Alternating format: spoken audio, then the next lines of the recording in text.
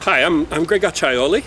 I teach at the University of Western Australia in Perth. I think the major feature of anthropology outside the university in Australia is the number of anthropologists who work in native title.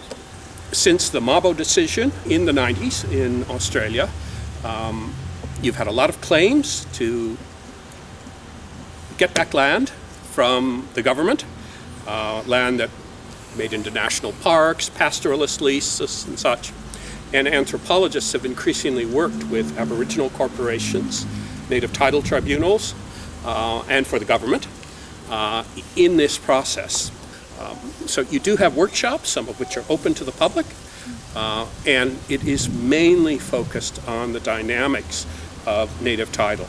What are the bases for Aboriginal claims, Torres Strait Islander claims for regaining their territory, for having their own cultural tribunals in charge of those territories, for example, determining if tourists can enter them or not, and more recently in regard to informing the public of the issues of sea tenure, of not just territorial tenure on the mainland of Australia. On the other indigenous group in Australia are Torres Strait Islanders in a little archipelago between northern Australia and Papua New Guinea.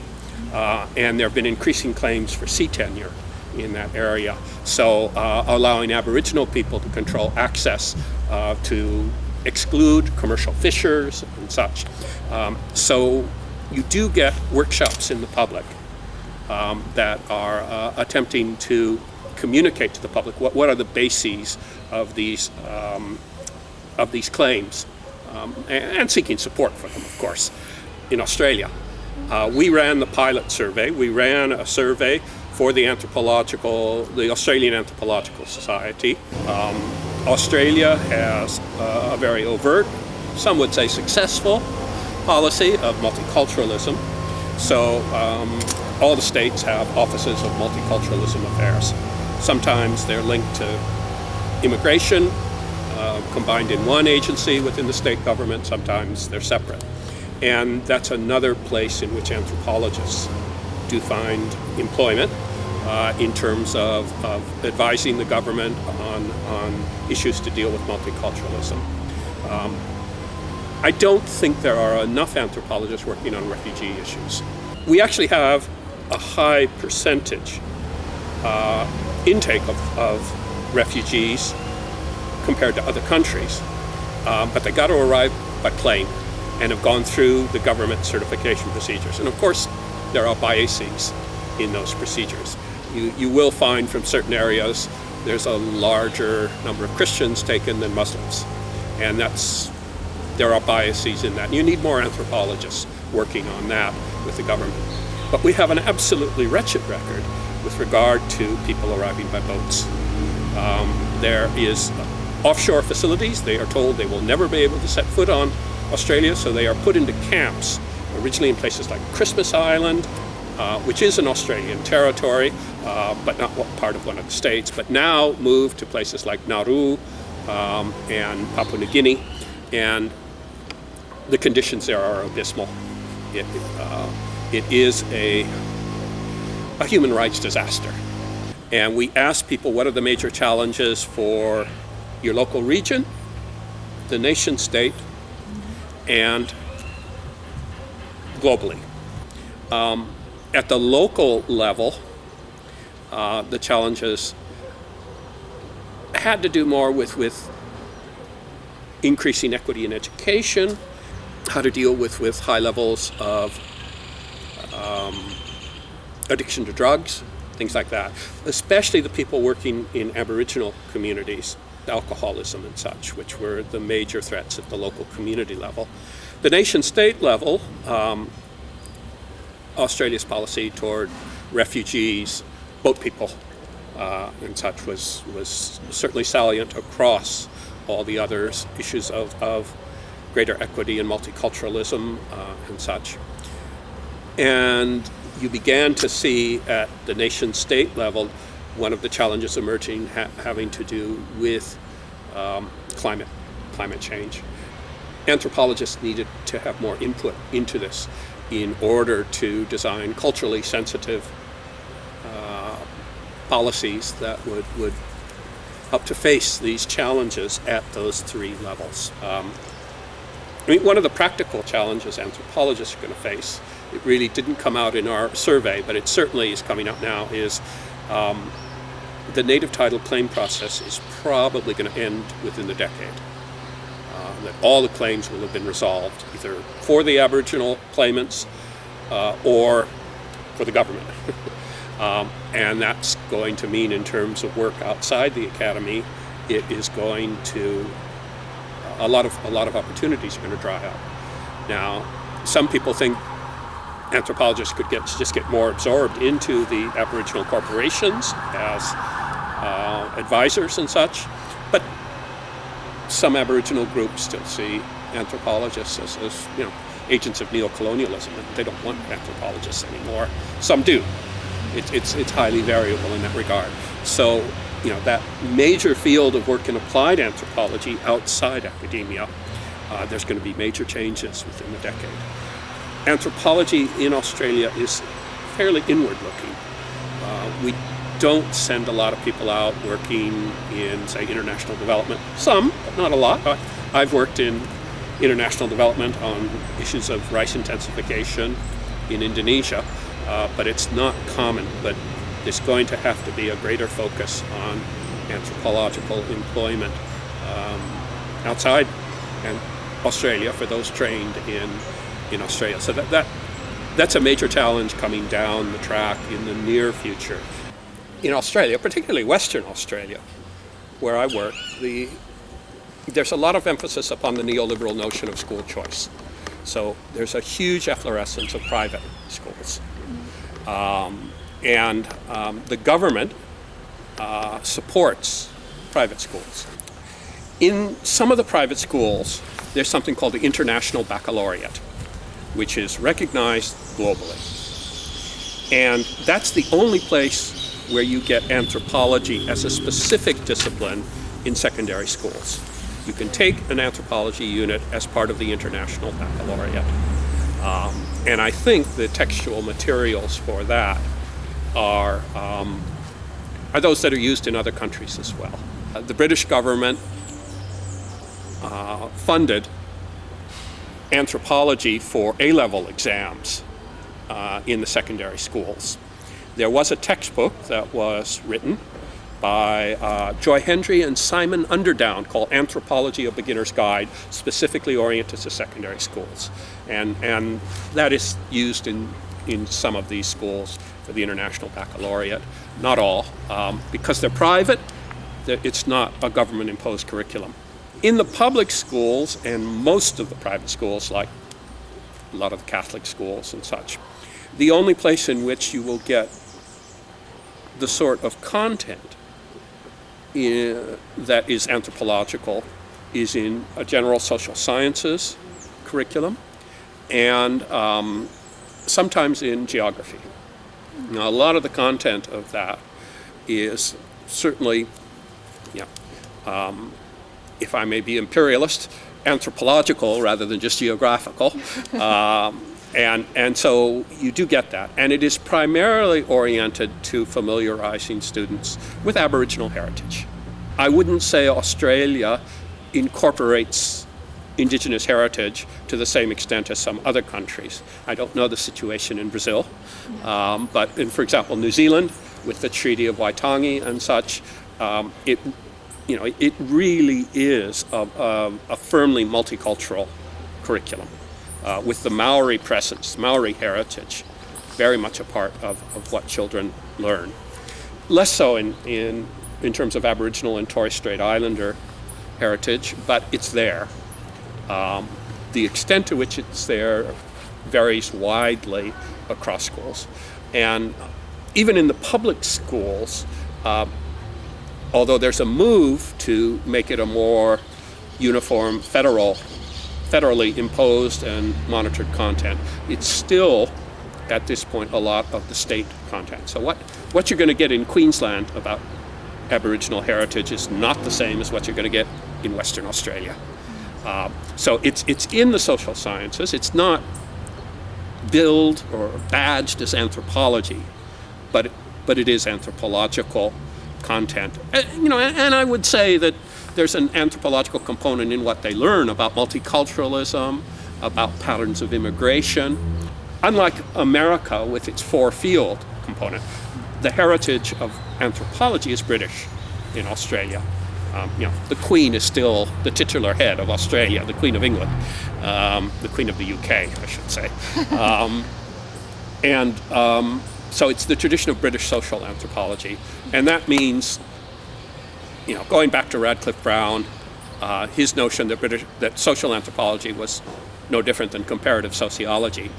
The boundaries between sociology and anthropology are very fuzzy. Unlike, social relations are key terms in both. Unlike the American tradition, where the signature concept of culture differentiates anthropology from sociology. So a lot of the sociological content that you get in the social sciences curriculum in secondary school and earlier in the school system in Australia, you could also say is anthropological. But it's not billed as either sociology or anthropology. Where you do get differential recognition is, I think you would find there are more schools that do have a sociology course, billed as sociology, not everywhere, in secondary schools, but not an anthropology unit. But the content is also anthropological. It's Indigenous heritage, which primarily means Aboriginal heritage.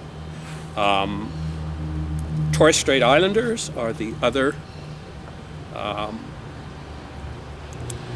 Indigenous group that is acknowledged legally in Australia.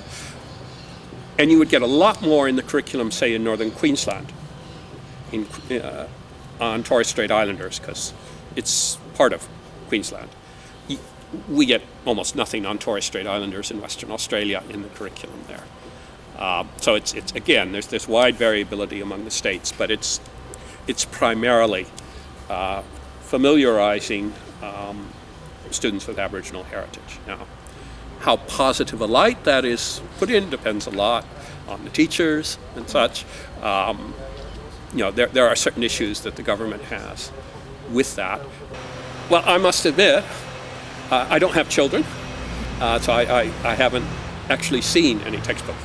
What I would have to say is based upon what others have said who do have children going through high school.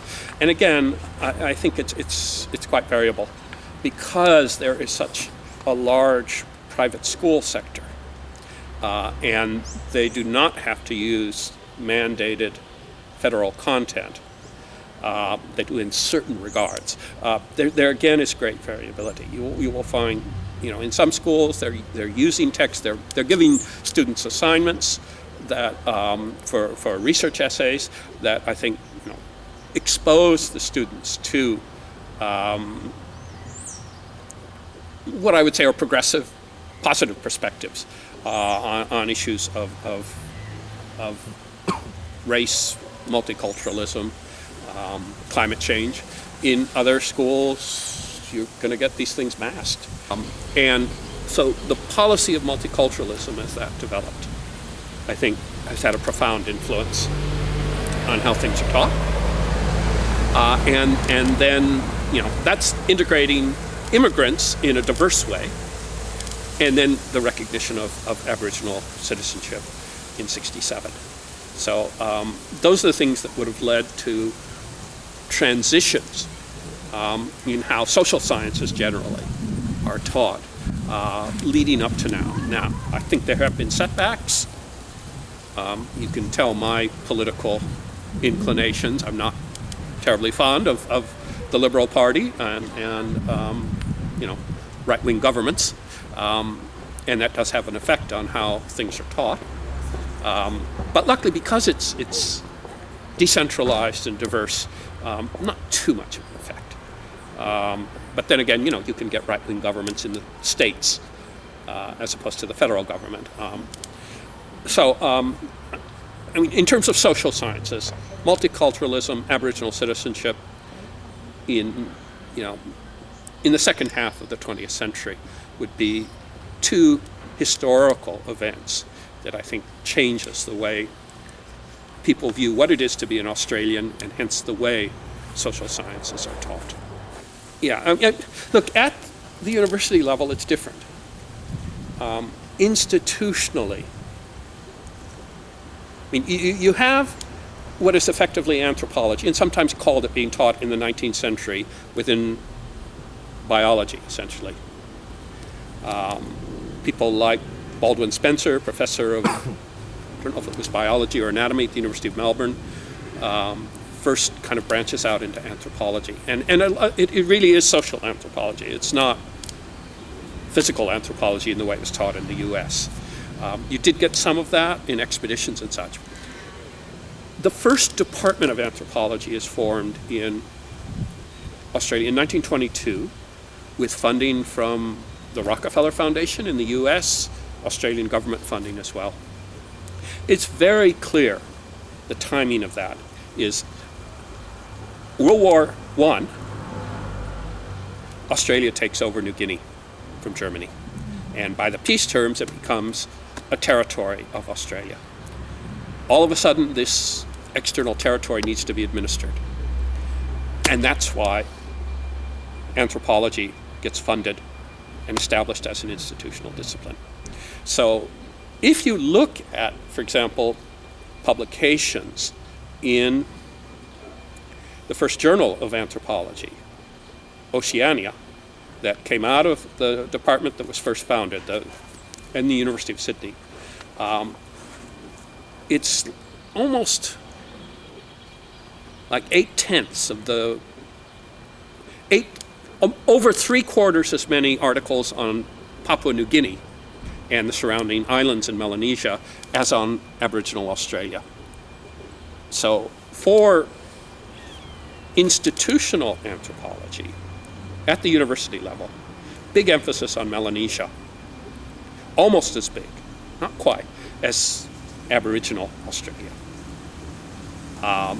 But I don't think, and I could be wrong because of my ignorance of, I've never even seen a textbook of the time. I think it was still mainly, in the popular presence outside institutional university level anthropology, it was still Aboriginal heritage. That was the popular consciousness, and that filtered into social sciences as it was taught of what anthropology was about.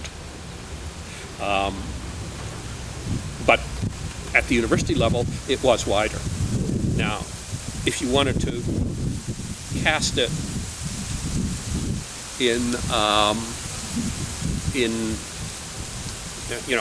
rather negative terms, you have at the university level you have kind of anthropology of empire.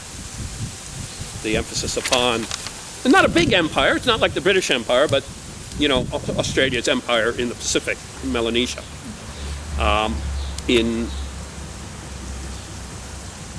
The more popular consciousness is a concentration on what we would call internal colonialism. The other is within Australia, and it is Aboriginal people.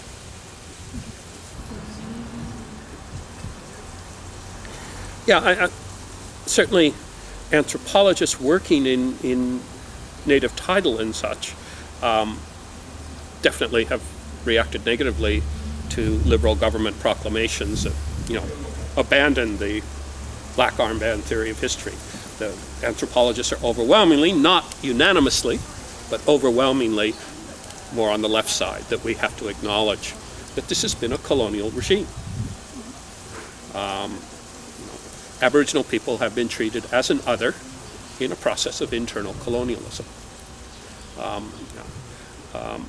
To some extent, that The legal basis for the change of that was the granting of citizenship in '67, but things take time. You'll still find racist attitudes and such, especially in the outback, around pastoral leases and such. But anthropologists really came down hard, generally, on John Howard's attacks on the black armband theory of history, and asserted, look, this is the way it was. So that they have been involved in public debate in that. Especially the work, there's a Centre for Native Title Anthropology at the Australian National University in our capital, Canberra, and a series of publications, especially when its head, John Altman, was there, that gave the anthropological riposte to the government stance on how the history of Australia should be conceptualized. There was also John Howard's going to come out sounding very evil in all this, and I suppose I do consider him evil. Kind of down there with George Bush Jr. and Donald Trump. John Howard, when he tried to get elected, twice, created moral panics right before the election. He did it the first time, and he was successful by they had a policy of intercepting boats and with refugees on them and turning them back. And he claimed that one of the boats he intercepted, they were throwing their own children overboard in order that they would have to be rescued by the Australian ship. He was reelected on the basis, largely of his strong stand on that. But subsequently, from the testimony of the Australian ship's captain and such, it never happened. People did fall overboard. There was no instance of children being thrown overboard, but he was reelected by that time. The second time he tried a similar ploy. There was a report that came out that talked about the high levels of alcoholism in remote Aboriginal communities and such was leading to things like child rape. And he sent in the troops. It was called publicly the intervention, and he sent in police and military to take over these communities essentially, and do things like, instead of being paid a stipend from social services, they would get vouchers, and they could only be used for food and such. So the rationale being you can't use it for alcohol and such. Almost an attempt to also separate children from families. That didn't quite come off. But the anthropologists came down very strong against the intervention, for the most part. There were some who said, look, these are real problems, and drastic measures are necessary. So there was a huge debate. I would say probably the majority of anthropologists were against the intervention, and there was a number of publications coming out of that centre at the Australian National University at Canberra and other places. That was a huge public debate. Some things have gotten scaled back, but the effects of the intervention are still there. And some people conceptualize it as, once more, neo-imperialism, neo-colonialism. Some people saying, a public measure for the welfare of children that needs to be, that needed to be done. Anthropologists were primarily in the former, but not exclusively. And I think that the debates about the intervention continue. And luckily, it didn't work for John Howard. He wasn't reelected. A lot of people saw through it because they had seen what happened the first time he got reelected. But that's a huge public debate related to issues of the black armband theory of history and such, in which anthropologists have been publicly engaged. One thing we're doing now in the Australian Anthropological Society as part of what's going to be called Social Sciences Week, to be inaugurated this year in second week of September 2018.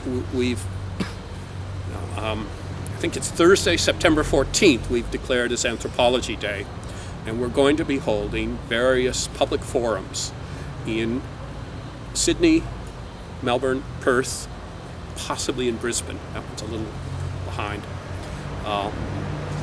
In Perth, where it's mainly being spearheaded because past president of the Australian Anthropological Society and then the current president are both at the University of Western Australia.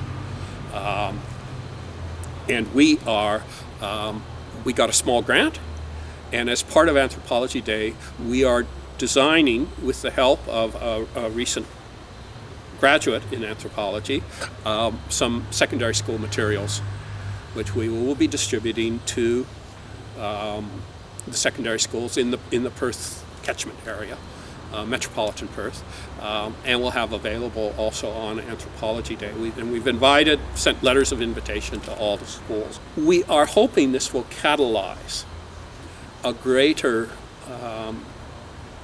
explicit presence of anthropology in the secondary school curriculum. With our small grant, there's not a lot of materials we can design, and we're certainly going to be drawing on the materials that had been produced for anthropology in secondary schools in Britain, when for a couple of years it was allowed as a subject for A-levels. A-levels are the big entrance exams for university. So to have anthropology as a possible topic for A-level exams is a huge difference in public exposure. Unfortunately, after a couple of years, funding cuts meant it was eliminated again in the UK. But we're hoping that we'll be able to promote a greater exposure. The evidence is when they've had Anthropology Day in the UK for several years now, that something over 50% of the high school students who attend take at least one anthropology unit in university when they go back. They don't all become majors, but it does increase a sense of the importance of anthropology for cultivating critical citizenship, for becoming a global citizen, for looking at issues of inequality, adaptation to climate change and such in a global perspective. Let's face it, there aren't that many jobs available that are strictly anthropology. It's declining in terms of student numbers in universities, so there are fewer positions. In the late 90s, we were a combined anthropology and sociology department. We had 13 people, 11 anthropologists, 2 sociologists. Currently, if you exclude our postdoctoral students, we've got 3 anthropologists and 4 sociologists in our department. That's a huge decline from 11 to 3 in the course of 20 years. So there are fewer opportunities. As I've said, native title as a sector is going to dry up. And whether Aboriginal corporations still want to have anthropologists on board is really up in the air. It's their choice. And so, where anthropology remains important is that notion of creating a sensitivity, creating a perspective on the world that brings to the fore issues of equity, issues of the acknowledgement and the fostering of diversity, and that's what we're hoping that the Anthropology Day will help foster in it's only a few of the major cities in Australia, and that will lead to a more explicit presence, which we would see as progressive, of anthropology outside the university and especially in the secondary school curriculum.